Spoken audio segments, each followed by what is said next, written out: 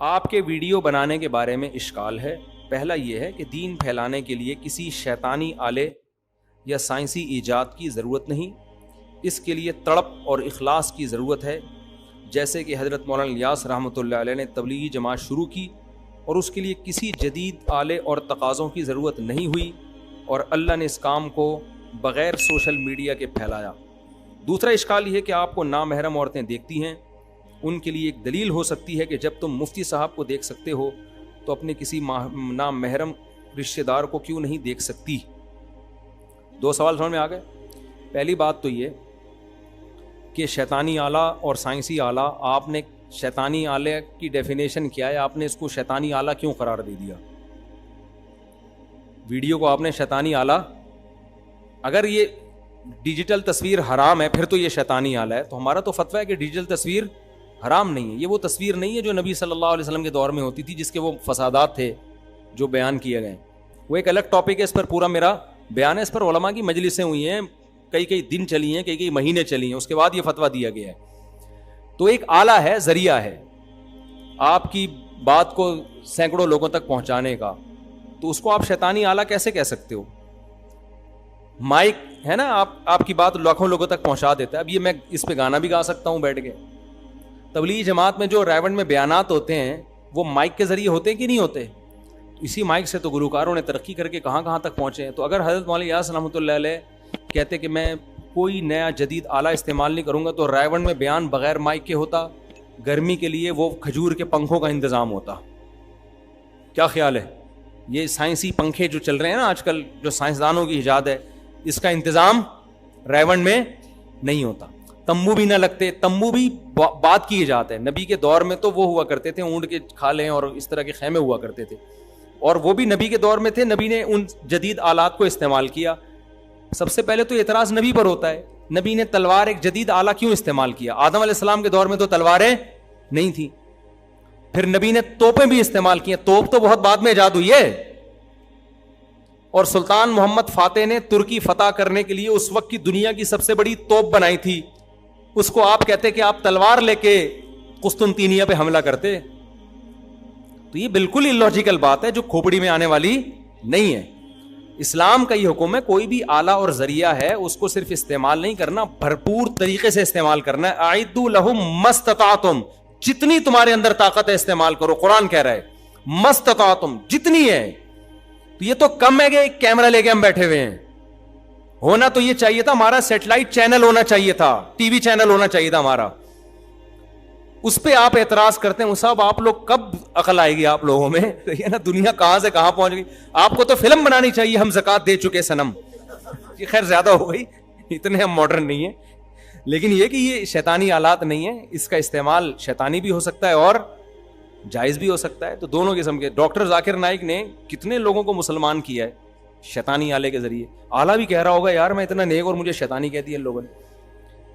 تو یہ ایسا نہیں ہے. تبلیغ جماعت میں بھی جدید چیزیں استعمال ہوتی ہیں. ہاں ایک چیز ان کی ہے، وہ کہتے ہیں ان کا کام کرنے کا طریقہ یہ ہے کہ نالج لوگوں کو نہیں دینی، لوگوں کو ایک ماحول دینا ہے. ماحول دینا ہے کیونکہ ماحول کے ذریعے انسان کی اصلاح ہوتی ہے. تو انہوں نے زیادہ فوکس اس کو کیا ہے کہ ماحول صحیح دو ان کو. تو لہذا وہ سیروزے کی جماعت میں لے کے چلتے ہیں، چلے کی جماعت میں لے کے چلتے ہیں.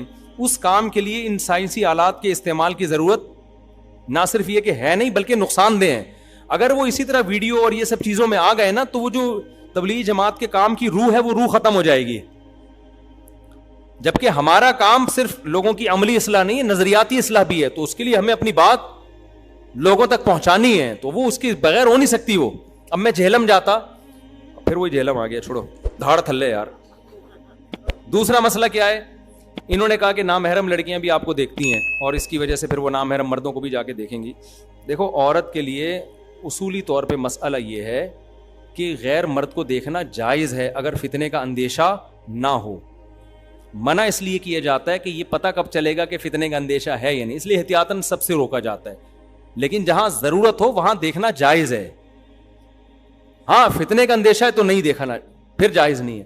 اب لوگ مجھے کہتے ہیں آپ کو کیسے پتا چلے گا کہ فلانی خاتون آپ کو دیکھ رہی ہے تو فتنہ ہو رہا ہے کہ نہیں ہو رہا؟ تو مجھے نہیں پتا چلے گا، اس کمبخت کو تو پتا چل رہا ہے نا کہ تجھے ہو رہا ہے کہ نہیں ہو رہا. تو نہیں دیکھ تو ہم نے تھوڑی کہا کہ لڑکیوں کے لیے ہماری ویڈیو دیکھنا فرض ہے. بھائی جس کو فتنہ ہو رہا ہے نہ دیکھے وہ, بلکہ جائز نہیں ہے, حرام ہے اس کے لیے دیکھنا. جب اس کے دل میں فیلنگز ٹائپ کی چیزیں پیدا ہو رہی ہیں تو نہ دیکھے. وہ کس نے کہا ہے؟ وہی دیکھے جس کو فتنہ نہیں ہو رہا. اور ہم کو یوسف علیہ السلام تھوڑی ہیں. بعض لوگ کہتے ہیں آج کل سب کو فتنہ ہوتا ہے. بھائی آج کل لڑکیوں کے پاس ایک سے ایک ہیرو ہے دیکھنے کے لیے.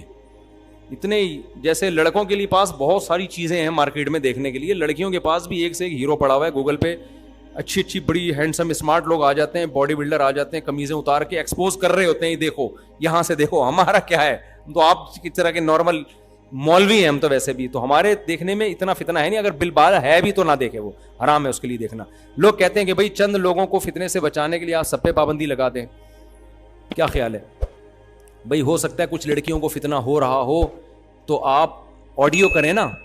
بات یہ کہ چند لوگوں کو نقصان سے بچانے کے لیے ہم لاکھوں لوگوں کو مصیبت میں ڈال دیں, کیونکہ ویڈیو کا جو اثر ہوتا ہے وہ آڈیو کا نہیں ہوتا. یہ تجربے کی بات کر رہا ہوں. ہمارے آڈیو بیان میں پہلے ویڈیو نہیں بنوا رہا تھا انہی مسائل کی وجہ سے. یار آڈیو ٹھیک ہے, ہمارے لڑکے کہتے تھے ویڈیو بنائے, لوگ کہتے تھے. میں نے کہا یار جب آڈیو میں بات تمہیں بات دیکھنی ہے نا, لیکن ہم نے جب ویڈیو شروع کی ہے تو پتا چلا کہ زمین آسمان کا فرق ہے آڈیو اور ویڈیو میں.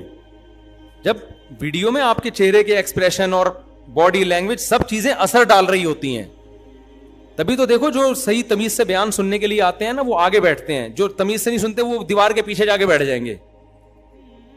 اسکول میں جو پڑھاکو بچہ ہوتا ہے پہلی رو میں بیٹھتا ہے کہ ٹیچر کے بالکل سامنے ہوں میں. سب سے نالائق لڑکوں کی کلاس کہاں لگی ہوتی ہے؟ آڈیو تو ان کو بھی آ رہی ہوتی ہے ٹیچر کی. ہم تو پڑھے ہیں نا اسکول میں, سارے چھٹے ہوئے بدماش سب سے آخری رو میں ہوتے تھے اور سارے پڑھاکو سب سے پہلی صف میں بیٹھے ہوتے تھے. وہ کیوں بیٹھے ہوتے یار؟ بالکل سامنے بیٹھے ہم. بھائی آڈیو جو وائس ہے, وائس تو پیچھے بھی جا رہی ہے نا, لیکن وہ پیچھے بیٹھتے نہیں. کیا کرنا ہے ٹیچر کو دیکھ کے یار, آواز تو پہنچ. وہ سارے نالائق ہوتے تھے. تو جب آپ پورے چہرے کے تاثرات کے ساتھ, باڈی لینگویج کے ساتھ کسی سے بات کرتے ہیں تو اس کا اثر کچھ اور ہوتا ہے. اور ایک چیز مشاہدے پر مبنی ہے, اور باطل کیا کچھ استعمال نہیں کر رہا. کتنے ذرائع. اچھا تبلیغ جماعت کو آپ نے کہہ دیا کہ وہ جدید ذرائع استعمال نہیں کرتے. ابھی کینیا تبلیغ جماعت گئی ہے, وہ جہاز میں بیٹھ کے گئی ہے. ان کو چاہیے تھا گدھے پہ بیٹھ کے جاتے وہ, کیونکہ اسلام سادگی سکھاتا ہے. وہ ظاہر ہے وہ اس لیے گدھے پہ بیٹھ کے نہیں گئے. انہوں نے کہا کہ گدھے پہ بیٹھ کے ہم جاتے تو گدھا تو پہنچ جاتا, شاید اس میں اتنی طاقت تھی, ہم نہیں پہنچتے. کینیا میں جو استقبال کر رہے ہوتے جماعت کے, وہ سارے گدھوں کو دیکھ کے ڈر جاتے کہ یار جس گدھے ہی پہنچے ہیں. تو گدھے کہیں گے ہم تو عادی ہیں بھائی پیدل چلنے کے, یہ جماعت والے اس کے عادی نہیں تھے. تو تبلیغ والے بھی جدید ذرائع استعمال کرتے ہیں. باقی انہوں نے ایک خاص طریقہ ہے, اس میں زیادہ ان چیزوں میں نہیں پڑتے. اس کی وجہ یہ ہے کہ وہ پھر جو ان کا ایک ٹاسک ہے نا, وہ مقصد ہی ہے کہ بھائی لوگوں سے قربانی دلوائی جائے, تو وہ فوت ہو جائے گا اس. چلو وہ بہت ہو گیا.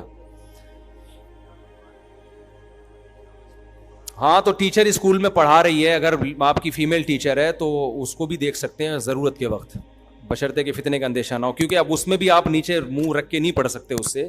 یہ فتوے کی بات